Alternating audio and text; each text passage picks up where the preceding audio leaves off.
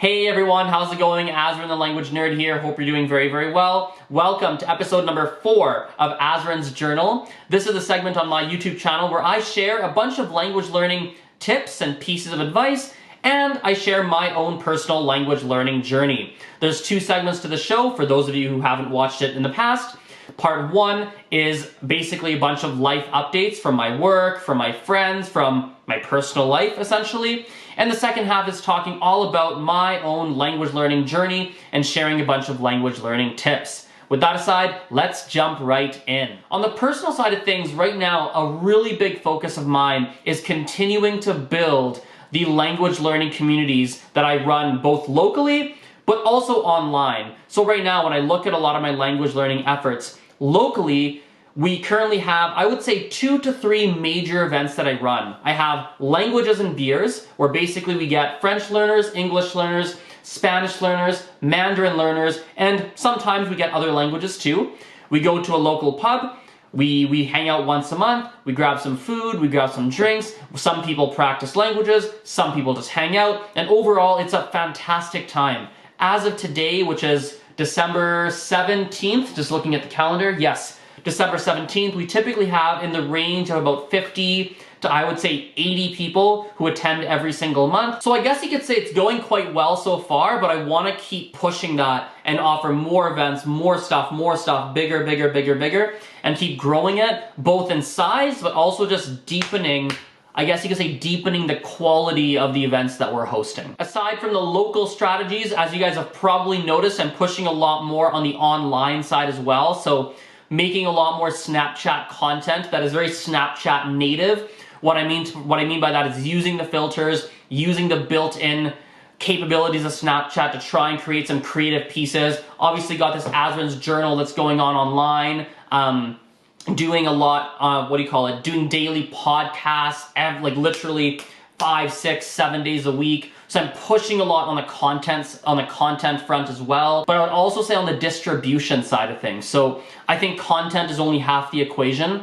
I think another thing that's really important is making sure that the overall awareness of what I'm working on, both content-wise, locally, my classes, teaching, all of that, I just need to be pushing on the awareness too. So I'm just doing a lot of work on collaborations, DMing people, emailing people, trying to get collaborations and partnerships set up that are win-wins, that help me grow, both audience-wise, money-wise, just global business-wise, I guess you could say, help me grow, but also help the person that I've partnered with in some way, shape, or form as well. In terms of language learning, things are going really well. I'm pleased to say that on the Gujarati side, I've made a lot of progress. So when we last made this video, the last Azren's Journal, I was at 2 new words. Currently, I'm now at 8 new words. So that's a really big step forward for me. I'm proud of that step forward.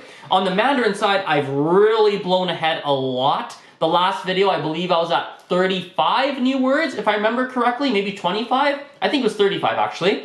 Now we're at 66 new words in Mandarin. And the great thing is I remember a lot of them. The retention is there. It's not like I'm just writing words down and going through them and they're just like leaving my brain and I'm forgetting. No. I'm remembering a lot of them. I had some requests in the comments of some of these Azren's Journal videos to actually speak in Gujarati and Mandarin. And so what I thought I would do is I thought I would actually share and speak out some of the new words that I've been learning. And that way you can hear what they sound like and get a little bit more of an insight to the stuff that I've been studying. So I'll give you a couple here in both Mandarin and Gujarati. Let's start on the Mandarin side. So a couple new words here that I've learned is jianqiang, right? Jianqiang, which in Mandarin would mean like someone who has a very strong character. I'll give you one last one that I really liked, which is hehao, right? Hehao, which means like, I guess you could say to reconcile or to make up. On the Gujarati side, I'll give you a couple different words here that I've learned. So one of which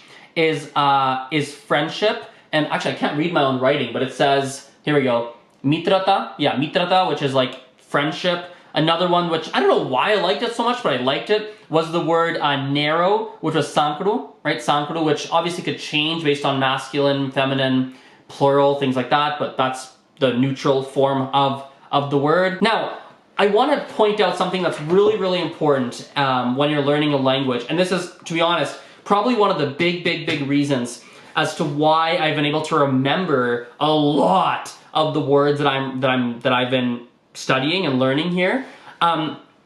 It's input, right? The value of natural input is a fantastically, phenomenally, incredibly important element of language learning. You see, a lot of people, and I notice this trend, right? A lot of people, what they do when they're learning languages is essentially they will learn a lot of the grammar rules, which by the way is fantastic, but they try to communicate based strictly upon those grammar rules. In other words, they learn a rule, right? Some grammatical thing, some structure, and every time they speak or they type something or they communicate in whatever way, shape, or form, they're trying to remember, what was the grammar rule? How did that work? And in their brain, they're almost working through backwards with that grammar rule and trying to communicate with it. That's not necessarily a bad thing, but I will say that you cannot do that forever. That's fine initially, but eventually it's just not gonna work. It's just way too slow, and this is where input really comes in. For people who don't really know what I mean by input, input basically means listening comprehension or reading. Reading or listening essentially is what I would consider to be input. They're basically ways for you to interact with the language where you're not actually communicating, but you're on the receiving end of that language. What's great about input is you start to hear and or see, or if you're reading, right, different phrases and expressions and such used in context. And so what tends to happen is you can start to be like, oh, I heard that person say blah, blah, blah, blah, blah, blah, blah in Mandarin. I heard them say that, or in French or Spanish, whatever language. I heard the context they use it in, and then you can remember that if you're ever in that context, that you could use it in that way as well. And so eventually what happens is that you're not relying upon the grammar rules to remember how to say something. You're relying upon the memory of you either seeing a video or being in a situation or reading something of how something was used, and you're relying upon that memory. Those memories form a much stronger connection in your brain than any grammar rule ever could. I remember how to say, like in Mandarin, oh, it was this long, or this big, or this small. I remember how to say that because I've seen it so many times used and heard it used so many times by native speakers that I'm just imitating what I've been seeing. So ultimately, input is incredibly important. As a matter of fact, if you were to only be studying language in a classroom setting, or even, I'll rephrase that, in a setting where you're heavily focused just on the grammar and memorizing and doing tests and doing that, if that's the only thing you're doing and you're not actually focused on getting other kind of natural input, whether it be through songs, through TV shows, dramas, YouTube videos, going and meeting people who speak blah blah blah language, reading books, reading stuff. If you're not doing that in tandem with whatever classes or grammatical or whatever traditional study you're doing, you know, you're gonna have a very hard time to actually become very strong or fluent in whatever language you're trying to learn. Anyway, guys, thank you for watching this video. I appreciate your attention. You guys rock. Remember to hit me up on all my different social media platforms, Instagram, Snapchat, YouTube. Leave a comment, share this video, share with a friend. I really appreciate that oh so much. And yeah, we'll talk later. Bye for now. See you.